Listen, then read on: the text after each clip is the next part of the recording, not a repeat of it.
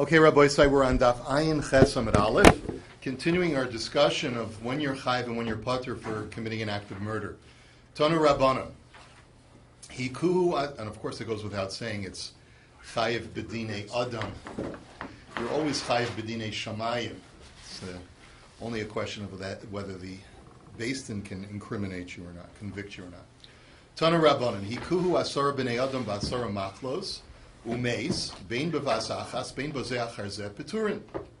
So the Brisa says the guy's running the gauntlet, right? So there's 10 guys with clubs, and each one of them clubs him. So, and then he dies. So the Tanakama holds that it makes no difference whether they clubbed him simultaneously, or whether it was like going through the gauntlet, one after the other clubbing him. They're all going to be patur because there's no one individual who dealt the lethal blow. They all were contributors to his death, but no one was the exclusive cause of the death. But Rabbi Yehuda ben Beseira Omer, Rabbi Yehuda ben Beseira disagrees. He says if it's not simultaneous, but if it's sequential, so the last person who clubbed him is going to be chayiv misa. And the reason is because he's the one ultimately who caused him to transition from life to death, right? And therefore he's the murderer. So, Amar Rabbi Yochanan, Ushneya Mikra Echad Darsha. Rabbi Yochanan says, ironically, they both use the same pasuk to hold their position, to hold their opposing positions. What's the pasuk? V'ish ki yakeh kol nefesh adam. That the Torah says that if a person shall smite any soul of man or all soul of man. Now the question is, how do you learn the word kol? Is it any or all? Because it can be translated either way. So Rabbanan Savri kol nefesh adika kol nefesh. Rabbi Yehuda ben Beseira Savri kol nefesh kol dehu nefesh. And that's exactly the machlokus. The Chachamim hold that you have to be responsible for taking the entire soul. If I'm the 10th clubber, and 9 guys have already sapped 90% of his life force, and I'm only taking the last 10th, so I'm not the murderer because I'm not taking the whole soul. But Rabbi Yehuda ben Beseira disagrees, and he says, no, if you take any part of the soul, but you cause his transition from life to death, so then you're called a murderer. Amar Rava, hakol modim b'horigas hatreifa shuhu pater, begoses b'dei shemaim shuhu chayiv. So Rabbi says, let's crystallize this further. Both the Chachamim and Rabbi Yehuda ben Beseira agree that if I were to kill a treifa, now a treifa is a person who has sustained a mortal injury, such as he's got a punctured lung, or he has a severed trachea, something so that he can survive short term, but long term he's not going to survive. So he's already considered in many respects a dead man in a sense. Everyone agrees that if I kill that person, then I'm killing essentially a dead man, and therefore I'm going to be patur from the death penalty. If I kill a goses bidei shamayim, I'm going to be chayiv. The guy's on his deathbed in the hospital, but there's no particular injury that we can point to say that he's dying from this particular injury, but rather it's a sort of a dying of natural causes, and he's taking his last breaths. If I curtail that, if I commit euthanasia and I kill him that way, so then that's clearly murder, and I'm liable for the death penalty, even though he's imminently going to die. Lo nechluku ela begosis bidei adam. So what's the machlokes? When you're dealing with a person who's a goses, he's imminently going to die, but he's imminently going to die because of human intervention that caused him injury. Now, he's not a treifa at this point. There's no one injury that you can point to say that this is the imminent cause of his death, or the immediate cause of his death. But he's sustained so many multiple injuries that he's a goses. So this is the question. Is he more comparable to a treifa, or is he more comparable to a goses bidei shamayim, someone who's dying of natural causes? Mar medami leili treifa, mar medami leili goses bidei shamayim. That's what I just spoke out. Man de medami leili treifa, my time lo medami leili goses bidei shamayim. So if you hold that he's more comparable to a treifa, why not compare him to a goses bidei shamayim, person dying of natural causes? The answer is because goses bidei shamayim lo isavid bei maisa, ha isavid bei maisa. It's very simple. A goses bidei shamayim is, by definition, dying of natural causes. Hashem's deciding to kill him. Here, this guy who ran the gauntlet has been injured, just like a guy who is a treifa who's been injured. And therefore, it's more comparable to a treifa. And therefore, if I kill him, the chachamim say I'm potter. But umanda medamile legoisis b'dei shamayim aitamelo medamile litreifa. Treifa mechaschi simonim halo mechaschi simonim. But according to Rabbi Yehuda ben Beseira, the reason why he's more comparable to a goses and not to a treifa is because a treifa is a person that you can point to that specific injury saying that's a mortal injury. Here, there is no specific organ that has been critically injured that has sustained a mortal wound. And that's the reason why he's more analogous to a gose, so that if I kill him, I'm going to be chayiv misa. Tani Tana Kameder Rav Sheshes, V'ish kiyake kol nefesh adam, lahavi hamakes chavero be'in bo kidei lahamis, u'ba'acher v'heimiso shuhu chayiv. So the brisa was taught before Rav Sheshes as follows, that if a person shall strike his fellow, and so what does that pasuk say? Kol nefesh. That's to include if a person strikes him and gives him a punch, but it's not strong enough, it's not enough to render a lethal blow. And then if another person were to come along and give him another zetz and kill him, so then that second person is going to be chayiv misa. So the Gemara says, Ein bo kedei lahamis pshita. One second. If the first guy hits him without enough force to render a death, then obviously there's no reason to say that the second guy should be off the hook. The first guy is not doing anything to contribute to the death. So Ela yesh bo kedei lahamis u'bo'acher v'himi so shu chayiv v'stomach Rabbi Yehuda ben Beseira. So the Gemara says what we mean is like this. The first guy renders a blow that in and of itself could have potential to be lethal, but it doesn't kill him. Like the case of the clubber. Each clubber, I guess, is contributing in some way, but each one in and of itself has potential to be lethal because it's sapping away his life force. And then a second guy comes along and finalizes it by rendering another lethal blow. So then the second guy is chayiv misa, because this brisa goes according to Rabbi Yehuda ben Beseira. Amar Rava. This needs a little bit more clarification, but we're going to go weiter. Amar Rava. Hahoreg es ha-treifa potter, utreifa shaharag bifnei beis-din, utreifa shaharag bifnei beis-din, chayv bifnei beis-din potter. Okay. So Rava says, if a person kills a treifa, a person who's already got a mortal wound, so then he's potter. He doesn't get killed in beis-din. But what if a guy is a treifa? The classic scene in the movie. He just got shot, and he says, "I'm taking you with me."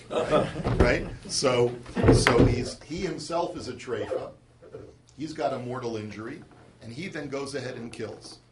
So what is his halachic status as far as is he chayiv misa now?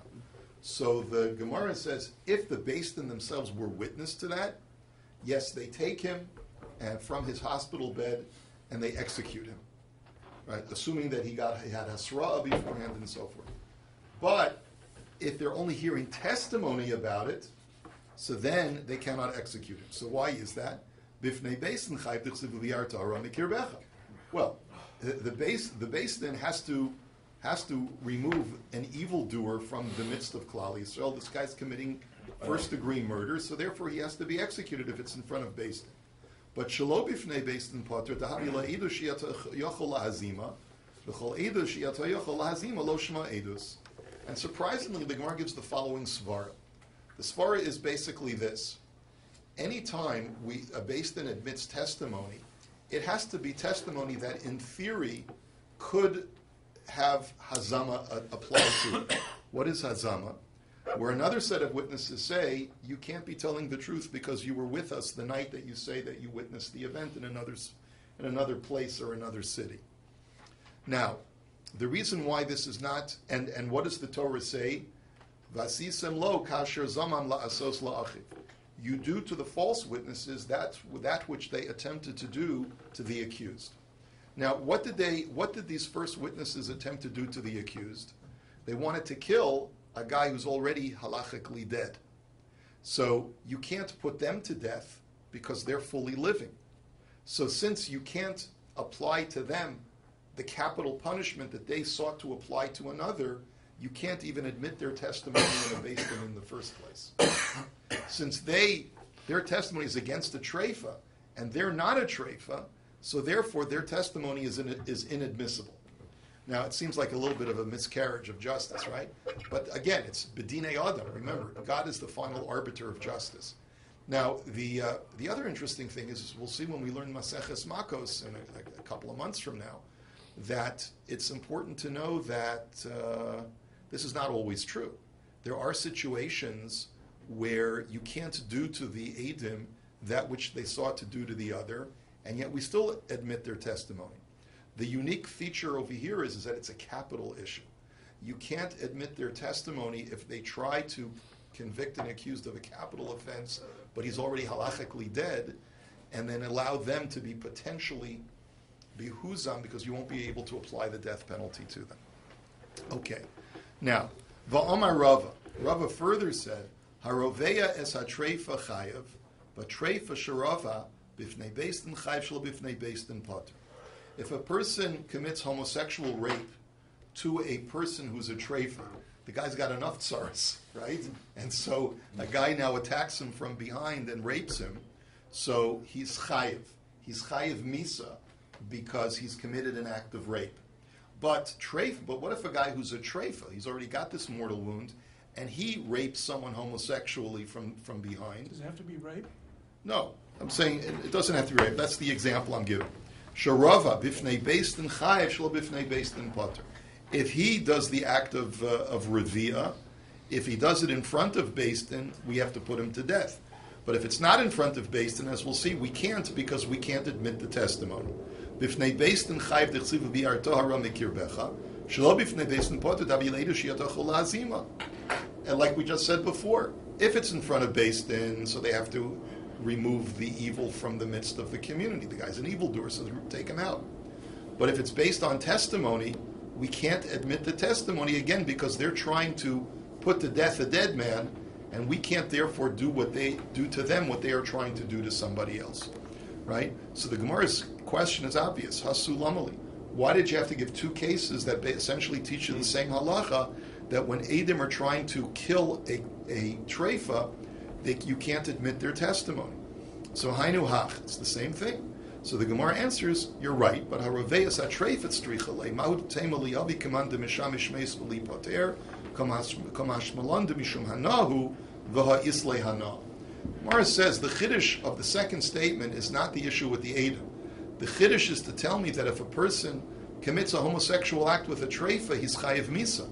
Because you might have thought that it's no different. If you look at the treifa halachically as a dead man, then let's view the rapist as a guy who is committing a sexual act with a dead body. We call it necrophilia, I think, right? Yeah. So, and there's no death penalty for necrophilia. It may be deviant and disgusting, but you don't get put to death for it. It's not one of the arayas. So the chiddush is that no.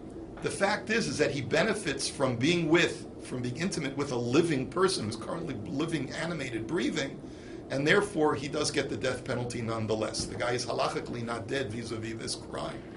V'amar Rava, edim she'eidu batreifa v'huzmu ein neheragim. Rava says another thing. If two witnesses testify about a treifa person that he's chayiv misa, and they are discovered to be false witnesses, ain't erring, they can't be put to death, just like we said before. We can't even admit their testimony. But ede treifa shehuzmu neheragim. But what if the witnesses themselves are treifas? In other words, they're testifying against a man who has a mortal injury, and both of them have mortal injuries, and they're testifying. So there you could say, well, you could vasisam lo kasher zama. They tried to put an innocent man to death, so you put them to death. He's a dead man, and they're living. No, they're also halachically dead men, and therefore you can do to them exactly what they sought to do to the accused. But Rav Ashi Omer, no. Afilu ede treifish uzmu ein eragin lefisha ein bezomim ezomimin. Rav Ashi disagrees, and he says no, because it's a never-ending chain. You don't stop the chain with the first set of witnesses, that as long as they could have done to them what they tried to do to the other guy, they too, if they're going to be proven to be liars, it's from a second set of witnesses, and that second set of witnesses would also have to be capable of having hazama done to them, in order for their testimony to be valid, to be mazim, to incriminate the first witnesses. And if they're perfectly healthy, they're not subject to hazama, because you can't do to them what they sought to do to the first witnesses. And therefore, sort of like, it's a never-ending impossibility that you can never admit the testimony of witnesses who try to incriminate a treifa, even if they are treifa, according to Rav Ashi. V'amar Rava, shor treifa shaharag chayav, the shor shel adam treifa shaharag pater. So the Rava says like this: if an ox is a treifa, it already has a mortal injury, but then it goes ahead and kills somebody, so then the owner is going to be chayav, meaning that you put the ox to death, and presumably the owner has to pay, or the owner has to. The ox is put to death, right? But a shor shel adam treifa shaharag pater. But if the ox is healthy, but it is owned by a man who is a treifa, the owner has the mortal injury, and the ox kills, then you don't put the ox to death. My time is it's exeris hakasuf. The pasuk says, Amar Kra, Hashor yisakel v'gam ba'olav yumas. Kol hecha de karina be v'gam ba'olav yumas, karinan be hashor yisakel. The kol hecha de lo karinan be v'gam ba'olav yumas, lo karinan be hashor yisakel. So you see, the financial payment. Right, it is a financial payment. The Torah says you stone to death the ox, and the owner has to pay damages to the family. But the way the Torah says the owner has to pay damages to the family is by saying v'gam ba'olav yumas, he shall die.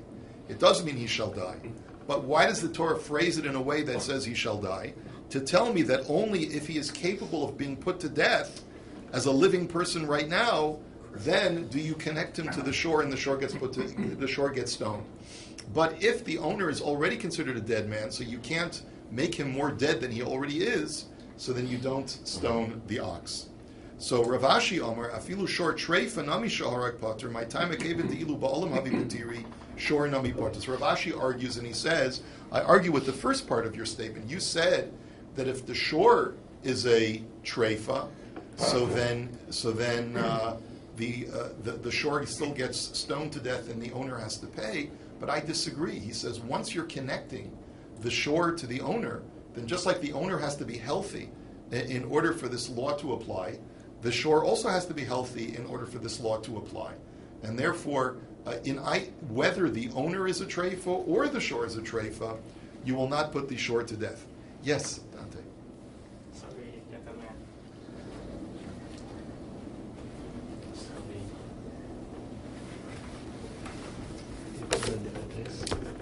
272 Springgate. Do you have any ladders over there? Yes, in the garage. Okay. You'll find the materials in the garage as well. So, anybody at home? My wife should be home. She's not Open home now. later. She'll open for you, and she'll be home in just a few minutes. Thank you very much, Thank Rabbi. you. Sorry for that. Thank you. Sorry for the interruption, gentlemen. Let us go further. Shisa boes hakelev v'chule. The Mishnah had said, the last part of the Mishnah had said that we learned a couple days ago, that if you sick a dog or a snake on a person and cause that person's death, you're going to be putter. But there Rabbi Yehuda ben Beseira had said, he qualified it, and he said, that's only true if you instigate the dog or the snake. But let's say you actually take the snake, like you're a trained snake handler, you take the snake and you attach its fangs to the guy's skin, so then you're going to be chayiv misa. But there too, the Chachamim argue and they say, no, even there you're not going to be chayiv misa because you didn't commit the murder the snake did. So let's try and understand the machlokes. So Amar Ravacha Bar Yaakov Kishatim Solomar L'Divra Rabbi Yehuda. I'm sorry, it's not Rabbi Yehuda Beser, it's just Rabbi Yehuda, I guess. Yeah, it's Rabbi Yehuda. So what's Rabbi Yehuda's shita? Eres nachash ben shinavu omed lefichach makish b'sayef v'nachash pater. L'divrei chachamim eres nachash me'atzma hu meiki lefichach nachash b'skila v'hamakish pater. The explanation is like this. According to Rabbi Yehuda, when I attach the fangs onto a person's skin, the reason why I'm chayiv misa is because the venom is right there on the teeth. So I'm essentially taking a murder weapon and attaching it to a person's body. That's the definition of a commission of murder. That's first-degree murder. But the Chachamim don't look at it that way. They say, no, the venom is not there in the teeth. What happens is is that a snake bites, and then through some instinctive action, it emits or it secretes the venom from another portion of its body, and it injects it through its fangs into the body. So the Chachamim Shita is, all I've done is a grumma. I've attached the fangs to the body, but then it's up to the snake to secrete the venom. So, therefore, Rabbi Yehuda looks at it as, normally when an animal commits murder, you put the animal to death. That's the case of Shor HaNiskal. The same would be true if a snake commits murder, you put the snake to death. But that's only true if it's the snake's voluntary action. But if I attach the fangs to the body, the snake's off the hook. It didn't have any choice, and the person who did the attaching is the murderer. But according to the Chachamim, the guy who attached the fangs is only the grumma. He's not committing the murder. It's the snake who's committing the murder, and therefore the snake would be put to death, but not the guy who's attaching. Let's go on to the next Mishnah. Hamakes chavero bein ba'even bein be'egro ve'amduhu lemisa ve'hekel mima shahaya ula'achar mikan hichbir umeis. So the case is like this. A guy strikes his friend using lethal force as estimated by the beit-din, and he's very seriously injured, and then his condition improves. But he's recuperating in his hospital bed, and he's getting better. And then all of a sudden, one day, a few weeks later, he just dies. So the Tanakama says chayiv. Tanakama says, well, in retrospect, he died from the original injury, and therefore you're chayiv misa. Rabbi Nechemia says no. The fact that he started to recover means that it may be true that the original injury contributed to his death, but it was not the sole cause of his death. There must have been other factors. Of course, if he's in a hospital, probably got an infection or something, right? Because a hospital is notorious for that. But anyway, Rabbi Nechemia says you're off the hook. The Gemara now says, Tanu Rabbanan Azu Darish Rabbi Nechemia. So Rabbi Nechemia's way of looking at it is like this. And I actually have to read the psukim for you in order to understand the text, because as we'll see in a minute, there's a little bit of extra verbiage that we're going to pick up on in just a few minutes. The Torah says, V'chi rivun anashim. If two people are fighting, V'hika ish esre'ehu be'even o ve'egrov, and one man strikes his fellow with a stone or with a fist, V'lo yamus v'nafal mishka. He doesn't die, but rather he is bedridden. Now, you could have just said v'nafal mishka. That implies that he doesn't die. So that in itself, v'lo yamus, is extraneous. Now, next pasuk. Im yakum v'hisalech b'chutz al mishanto v'nikah hamakeh. If he recovers and is able to walk around on his walking stick, and the wound heals, then rak shivto yitain v'rapo yirapeh. Then just pay for his damages. We learned in Bava Kama that there are 5 types of damages: workers' comp, medical, boshes, right, and so forth, right? So the second pasuk also has extraneous information. If he gets up and walks around and gets better, well, obviously, because if he dies, he dies. So why does that extra verbiage necessary? So we have 2 psukim. Each pasuk has extra verbiage, which we're going to pick up on in a few minutes. But Rabbi Nechemia looks at the pasuk and it says, "Im yakum v'yisalech b'chutz al mishanto v'nikah." That whole phrase is extraneous to teach me that what? Why do you need the pasuk to even mention that? Would I ever think that a guy could be perfectly healthy and recovered, and we should put his perpetrator to death? So Ella zesha amdu lemisa vehekel mima shahaya ula'achar kach hichbir umeis shehu pater.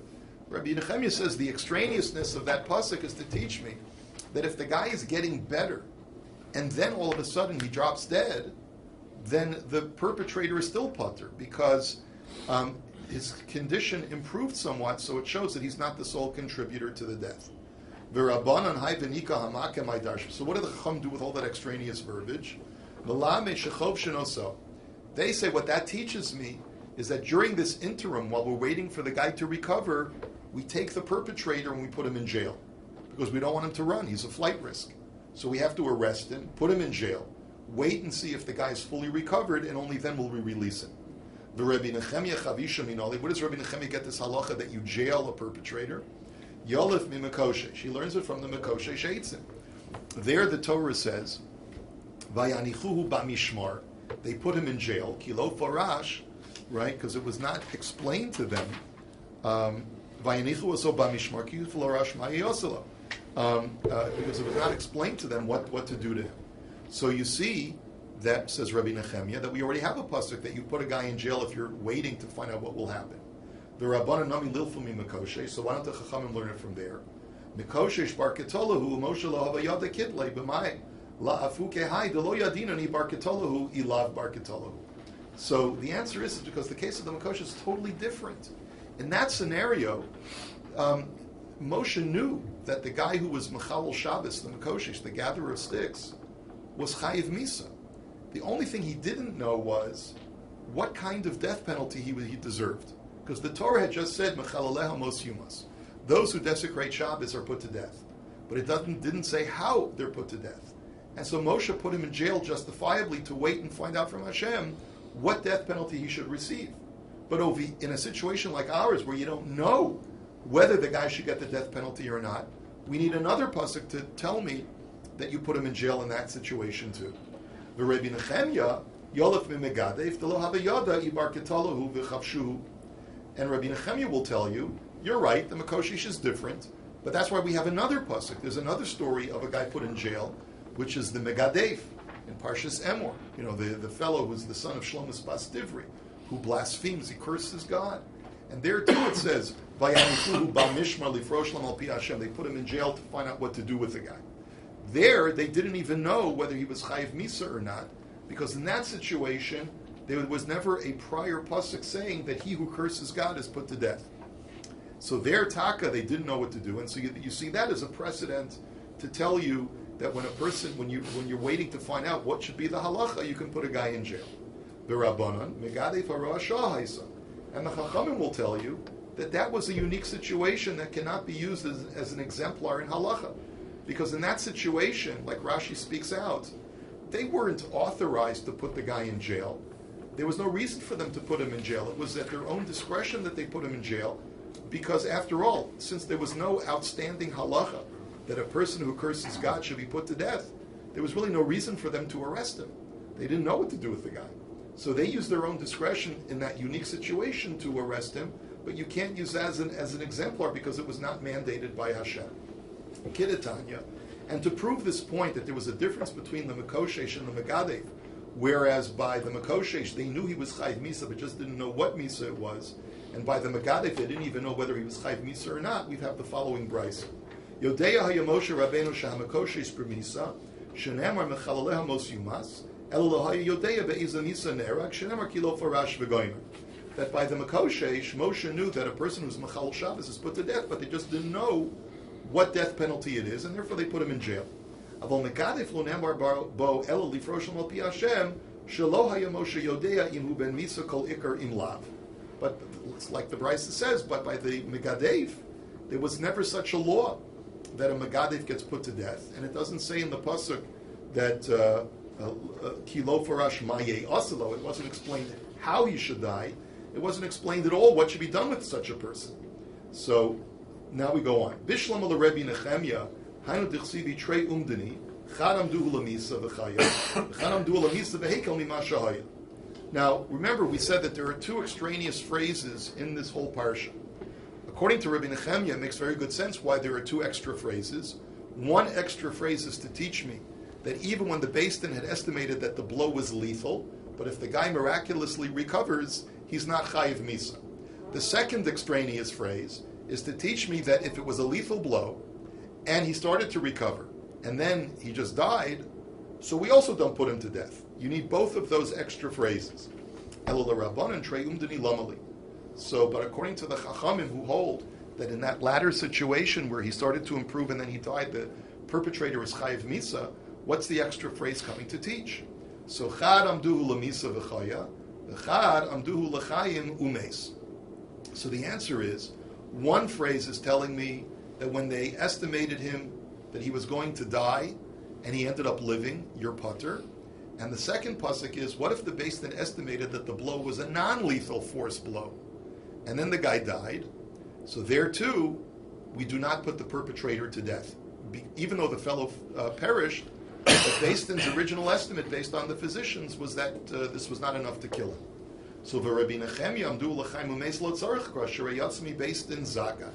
And Rabbi Nechemia's opinion about it is, you don't need an extra phrase to tell you that if they estimated that he would live and then he ended up dying, that the perpetrator is not put to death.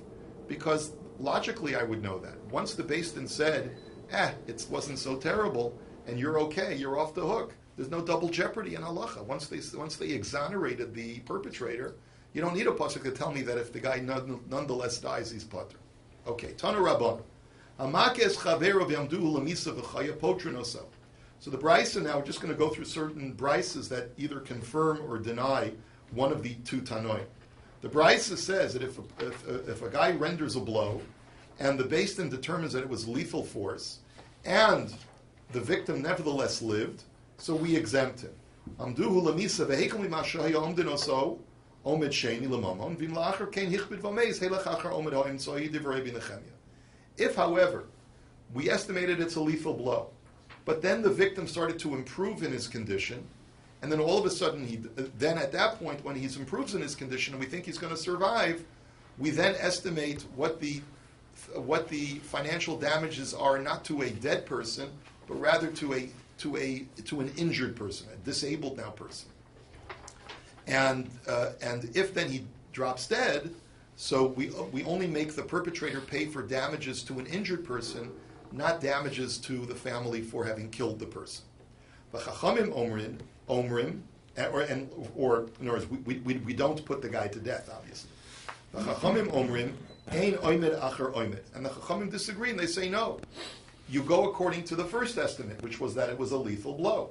So even though his condition began to improve, we still have to wait and see what's going to happen. And if ultimately he dies, we give him the death penalty. Tanya idach, we have another brisa that says, amduhu lemisa, omdinoso l'chaim. L'chaim ein omdinoso lemisa.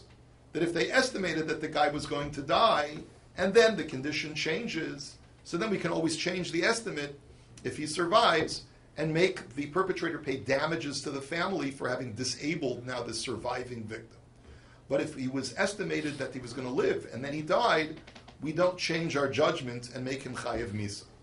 But amduhu lemisa vehekal mimashahaya, if, however, they assessed it as a lethal blow, and then the guy improved his condition, omdin also omid shemi lamam. Then we create a second assessment, assuming the guy's going to survive. We make a financial assessment. Vim la'achar kein hichbid v'meis, mishalim nezek v'tzar liyorshim.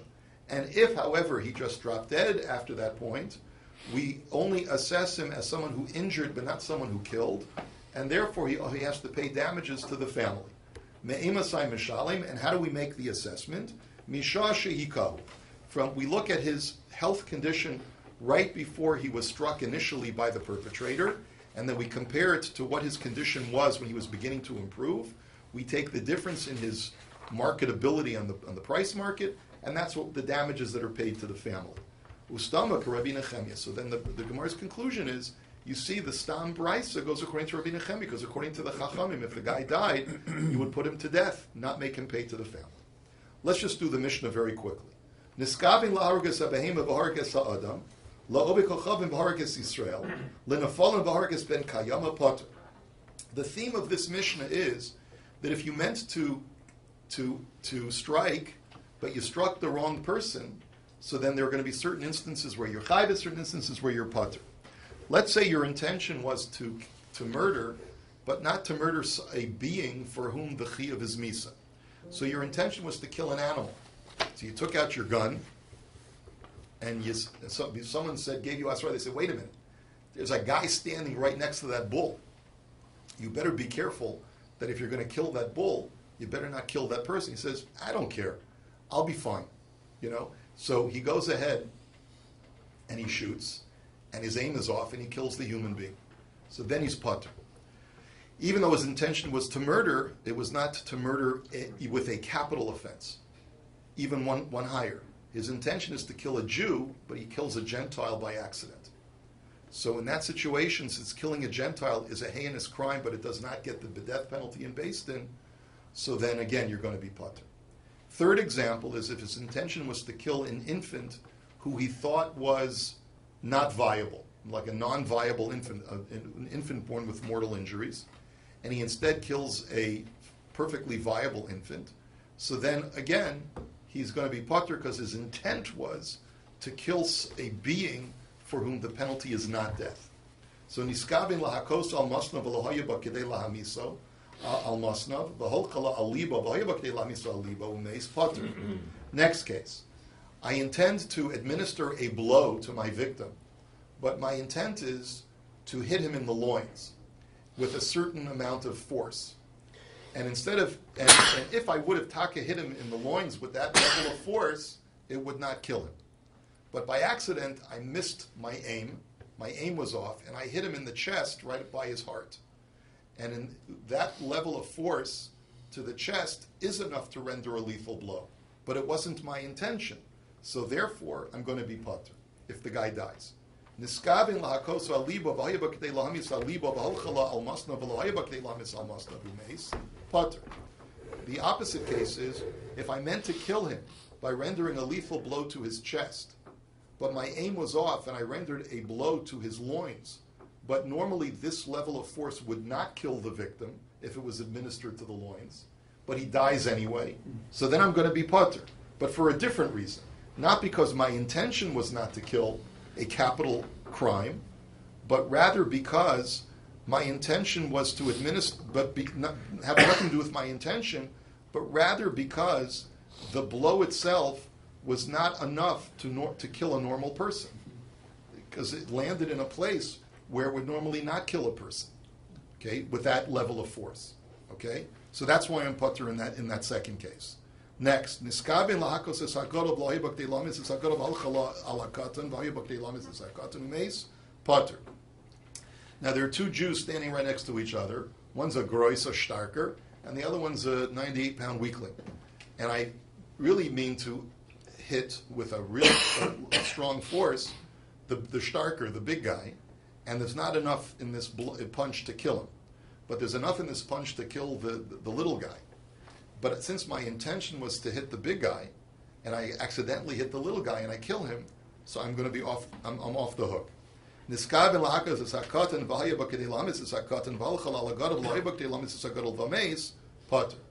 Converse case is, if I intend to kill the little guy and I administer a blow that has the lethal force to kill a little guy, but by accident I hit the big guy, but normally a guy of his size, this kind of blow would not be enough to kill him, but he dies anyway. So again, I'm off the hook because I was not it was not my blow solely that killed him. But